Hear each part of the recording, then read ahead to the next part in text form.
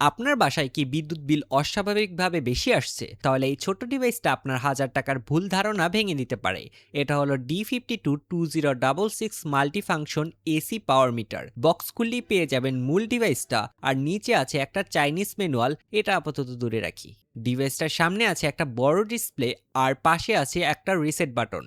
এই বাটনটার কি কাজ সেটা ভিডিওর শেষে দেখাবো। এখন দেখে নেওয়া যাক এটা আসলে কি মাপতে পারে। এসি ভোল্টেজ 40 থেকে 300 ভোল্টেজ পর্যন্ত, কারেন্ট 0 থেকে 100 অ্যাম্পিয়ার পর্যন্ত, পাওয়ার সর্বোচ্চ 30,000 ওয়াট পর্যন্ত, এনার্জি 99,999 কিলোওয়াট পর্যন্ত, ফ্রিকোয়েন্সি 45 থেকে 65 হার্টজ পর্যন্ত, পাওয়ার ফ্যাক্টর 0 থেকে 1 পর্যন্ত। অর্থাৎ বিদ্যুতের প্রায় সব গুরুত্বপূর্ণ তথ্য এক ডিসপ্লেতেই দেখা যাবে। এবার একটা মজার বিষয় দেখুন, এখানে মাত্র দুটো টার্মিনাল আছে। প্রথম দেখাতে মনে হতে পারে আরে এটা কি ডুপ্লিকেট প্রোডাক্ট নাকি, কিন্তু আসল ব্যাপারটা হলো এই মিটারে আরও একটা আপডেট ভার্সন আছে যেটায় 4টা টার্মিনাল থাকে।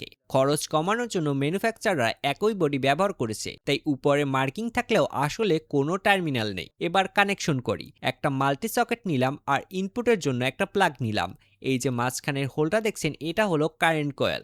লোডের তার এই হোলের ভিতর দিয়ে গেলেই এটা ক্ল্যাম্প মিটারের মতো কারেন্ট মাপতে পারে। তাই সকেটের একটি তার হোলের ভিতর দিয়ে প্রবেশ করিয়ে বের করে নিলাম।